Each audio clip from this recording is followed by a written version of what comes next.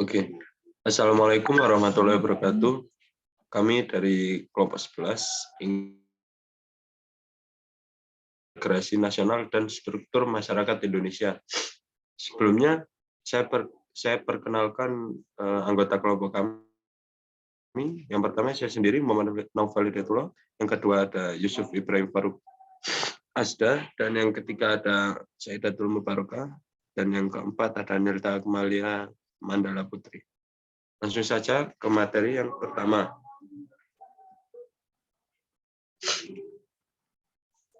Pengertian integrasi sosial, integrasi nasional berasal dari dua kata, yakni integrasi dan nasional. Integrasi ini berasal dari bahasa Inggris, yaitu integrate, yang memiliki arti menyatupadukan, mempersatukan, atau menggabungkan.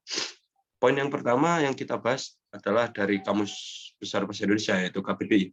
Integrasi memiliki arti pembauran, sehingga menjadi satu kesatuan yang bulat dan utuh.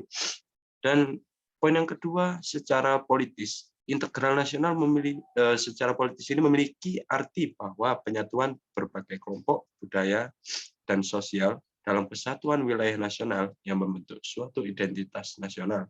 Poin yang terakhir, secara antropologinya, integrasi nasional secara antropologis ini berarti bahwa proses penyesuaian di antara unsur-unsur kebudayaan yang berbeda sehingga mencapai suatu kesatuan fungsi di dalam kehidupan masyarakat. Selanjutnya,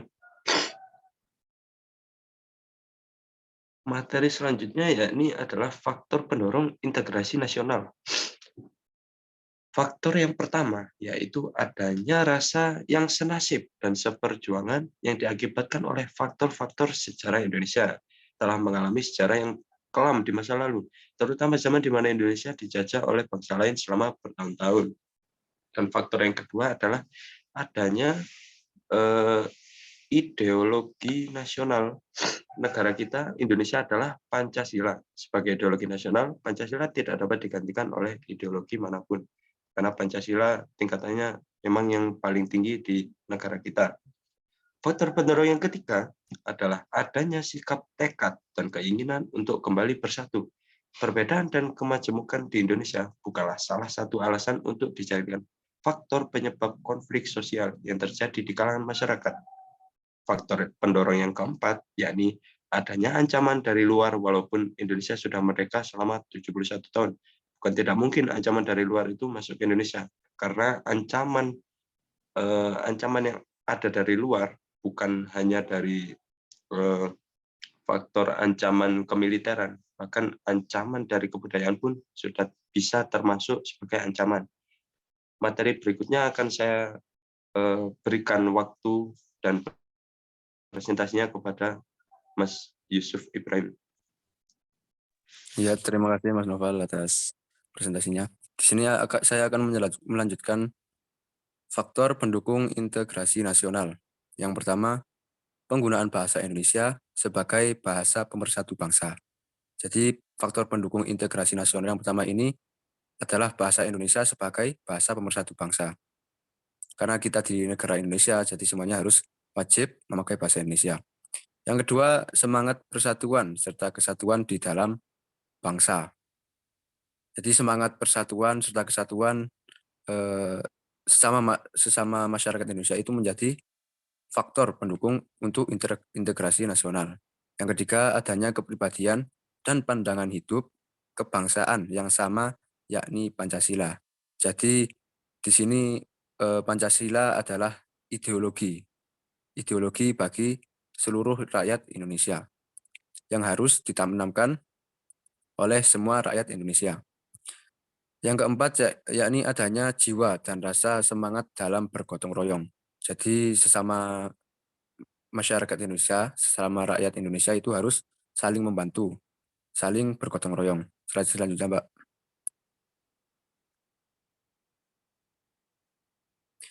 Terus yang kemudian faktor penghambat integrasi nasional. Yang pertama yaitu kurangnya penghargaan terhadap kemajemukan.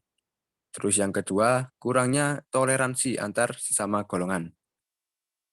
Jadi penghambat integrasional yang kedua ini yakni kurangnya toleransi antar sesama golongan, yakni eh, sesama rakyat Indonesia, baik itu dari agama Islam, Kristen, itu kita harus saling menoleransi satu sama lain, yakni menghargai satu sama lain. Yang ketiga, kurangnya kesadaran di dalam diri masing-masing rakyat Indonesia. Yang keempat, adanya sikap ketidakpuasan terhadap ketimpangan dan ketidakmerataan pembangunan. Kemudian presentasi yang selanjutnya akan disampaikan oleh rekan yang bersangkutan. Terima kasih.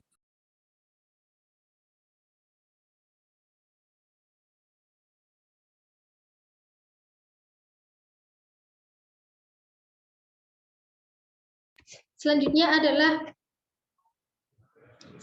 adalah proses integrasi nasional di Indonesia. Untuk mencapai integrasi nasional, dibutuhkan suatu proses yang matang agar kelak keintegrasian tersebut tidak terpecah belah oleh berbagai ancaman, gangguan, dan hambatan yang datangnya berasal dari dalam ataupun luar negeri. Kemudian proses integrasi tersebut yang pertama, modal awal integrasi nasional adalah adanya rasa senasib atau rasa sepenanggungan yang dimiliki oleh bangsa Indonesia sejak dahulu kala. Meski perjuangan bangsa Indonesia dalam mengusir penjajah pada selang waktu sebelum abad 20 dengan ditandai adanya sifat kedaerahan, akan tetapi rasa senasib sepenanggungan yang ditunjukkan oleh para pejuang dan pendahulu kita telah mencerminkan adanya benih-benih, yakni semangat kebangsaan, yang pada gilirannya kelak akan membentuk keutuhan bangsa Indonesia. Kemudian yang kedua, memasuki pada abad 20, gejala semangat kebangsaan semakin membara dan semakin terlihat dengan munculnya berbagai organisasi atau pergerakan yang menjadi salah satu titik awal kebangkitan nasional. Perjuangan melalui berbagai organisasi seperti contohnya Budi Utomo, kemudian Serikat Dagang Islam, yang kemudian akhirnya menjadi Serikat Islam, Perhimpunan Indonesia, dan lain sebagainya. Kemudian yang ketiga, pada dekade 1920-an, para pemuda itu tampil dalam panggung sejarah Indonesia dengan menyongsong tema persatuan dan kesatuan untuk menuju Indonesia yang merdeka. Melalui peristiwa Sumpah Pemuda pada tanggal 28 Oktober 1928, para pemuda itu menunjukkan segala peran serta dalam membentukkan integrasi nasional. Yang keempat, pasca proklamasi kemerdekaan, perjalanan Indonesia di dalam bernegara itu harus ditempuh dengan berbagai peristiwa, berbagai cobaan yang mengguncang keutuhan bangsa juga banyak dialami oleh Indonesia. Ancaman dan bahaya terhadap suatu negara yang tengah membangun keutuhan bangsa itu harus bisa dihadapi. Slide selanjutnya, Mbak.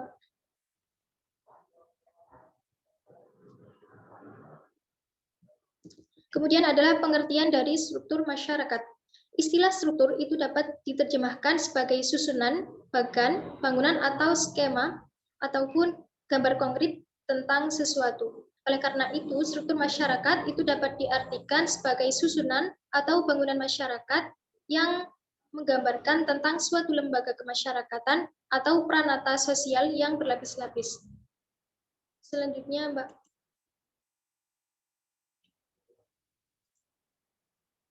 Kemudian fungsi dari struktur sosial. Dengan adanya struktur, maka secara psikologis anggota masyarakat itu akan merasa berbeda pada batas-batas kewenangan tertentu dalam melakukan aktivitasnya. Setiap individu itu akan senantiasa menyesuaikan diri dengan ketertiban dan keteraturan masyarakat yang ada. Jadi nilai-nilai dan norma-norma kemasyarakatan itu diharapkan dapat berfungsi sebagai pembatas perilaku individu agar tidak melanggar suatu norma atau melanggar ketertiban dalam masyarakat. Kemudian fungsi sosial dalam masyarakat itu yang pertama, ada fungsi identitas. Struktur sosial itu berfungsi sebagai penegas identitas yang dimiliki oleh sebuah kelompok. Kelompok yang anggotanya memiliki kesamaan dalam latar belakang ras, sosial, dan budaya akan mengembangkan struktur sosialnya sendiri sebagai pembeda dari kelompok lainnya. Kemudian ada fungsi kontrol. Dalam kehidupan bermasyarakat, selalu muncul kecenderungan dalam diri individu untuk melanggar norma ataupun tata tertib dalam masyarakat tersebut. Jika individu itu mengingat peranan dirinya dan mengingat status yang dimilikinya dalam struktur masyarakat, kemungkinan individu tersebut akan mengurungkan niatnya untuk melanggar peraturan. Kemudian yang ketiga ada fungsi pembelajaran. Individu itu belajar dari struktur sosial yang ada dalam masyarakatnya. Hal ini dimungkinkan mengingat masyarakat itu merupakan salah satu tempat berinteraksi. Dan banyak hal yang dapat dipelajari dari sebuah struktur sosial di masyarakat. Mulai dari sikap, kemudian ada kebiasaan, kepercayaan, dan kedisiplinan. Dan selanjutnya akan disampaikan oleh Mbak Nita.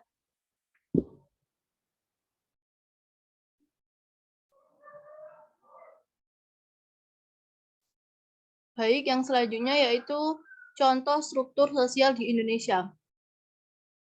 Diferensiasi sosial. Diferensiasi sosial adalah klasifikasi atau penggolongan masyarakat terhadap perbedaan-perbedaan tertentu yang posisinya sama, setara, dan sejajar. Dalam struktur sosial di masyarakat, diferensiasi tidak memposisikan golongan atau kelompok mana yang lebih tinggi atau rendah dan kelompok dari kelompok lainnya. Contohnya, bermacam suku di Indonesia seperti suku Batak, Jawa, Sunda, Bali, Lombok, dan sebagainya memiliki posisi yang sejajar di masyarakat. Tidak ada suku yang posisinya lebih tinggi atau lebih berkuasa dari yang lainnya.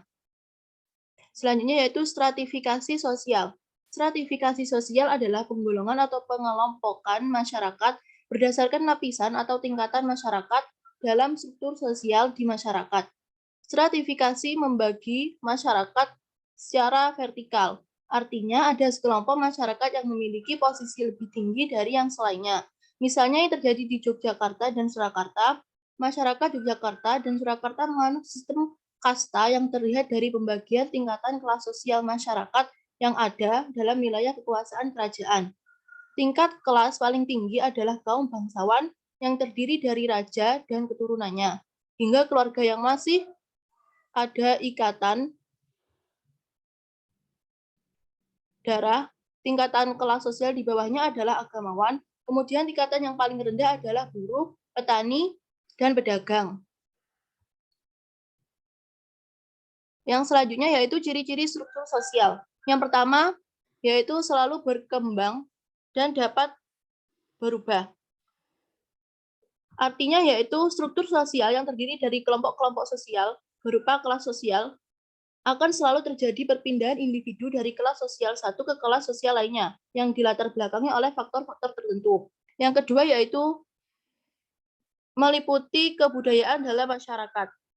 Maksudnya struktur sosial sebagai unsur dalam masyarakat yang memuat relasi juga mencakup norma atau peraturan. Dalam norma juga diatur bagaimana individu bertindak dan bertingkah laku yang kemudian menjadi unsur pembentukan kebudayaan pada suatu masyarakat. Yang ketiga yaitu membentuk kesatuan kelompok. Dalam struktur sosial masyarakat, individu-individu merupakan unit terkecil. Ketika individu-individu tersebut membentuk kelompok-kelompok sosial berdasarkan kesamaan ciri dan karakteristiknya, maka tiap-tiap kelompok berkontribusi dalam sistem sosial masyarakat yang lebih luas. Hal tersebutlah yang kemudian mendorong terjadinya kesatuan kelompok dan integrasi sosial secara luas. Yang terakhir yaitu memiliki dimensi vertikal dan horizontal.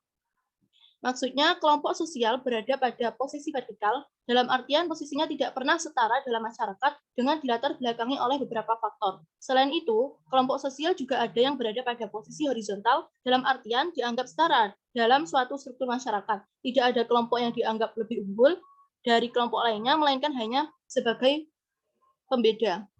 Terima kasih, selanjutnya akan saya serahkan ke moderator. Terima kasih kepada semua presentator yang sudah mempresentasikan materi-materi kita. Untuk presentasi dari kami, sekian saja karena keterbatasan waktu dan materi yang sudah terpenuhi. Terima kasih semuanya yang telah memperhatikan dari awal hingga akhir. Mohon maaf bila dari kami ada kesalahan. Wassalamualaikum warahmatullahi wabarakatuh. Waalaikumsalam warahmatullahi wabarakatuh.